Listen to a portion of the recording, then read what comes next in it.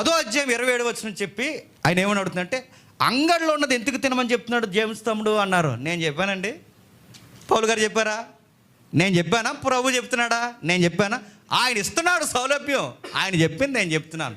అక్కడెందుకు చెప్తున్నాడంటే కటిక వాని అంగడిలో నువ్వు ఎందుకు తినాలంటే, భూమియు దాని పరిపూర్ణతయు ప్రభువై ఉన్నవి కనుక తిను.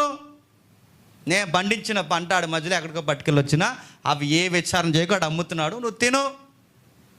ఇక్కడ కదా టెక్స్ట్ చెప్తున్నది, ఇక్కడ టెక్స్ట్ కదా. అయినా ఇక్కడ అమ్ముతున్నది మళ్ళీ చెప్తున్నాడు. ఇక్కడ అమ్ముతున్నది లేని దాన్ని విచారణ చేసి అదే వద్దన్నాడు. అక్కడ విచారణ ఎందుకన్నాడు? ఒరే నువ్వు కొట్లుకి ఎక్కడి నుంచి తెచ్చావురా, గుళ్ళో నుంచి తెచ్చావు, అక్కడ నుంచి, నీకు అనవసరం, అది నీకు అనవసరం. నువ్వు ఎక్కడి నుంచి తెచ్చావు నీకు అనవసరం, ఆడ అమ్ముతున్నాడు, నువ్వు కొనుక్కో. అక్కడ విచారణ చేస్తే ప్రాబ్లం. విచారణ చేద్దని ఆయన చెప్పినాడు, మనకేడు విచారం? ఆయన చెప్పాడుగా 10వ వచనంలో. మళ్ళీ చెప్తున్నాను, అదే 10వ వచనంలో సమస్త భూమి నాదే, సమస్త భూమి నాదైన ఇది కొన్ని పదార్థాలు ఏం చేస్తున్నారంటే బలికి పట్టుకెళ్ళి అపవిత్రం చేస్తున్నారు. కొన్ని పదార్థాలు ఏం చేస్తున్నారంటే అంగట్లో అమ్ముతున్నారు. అమ్మిని తినండి.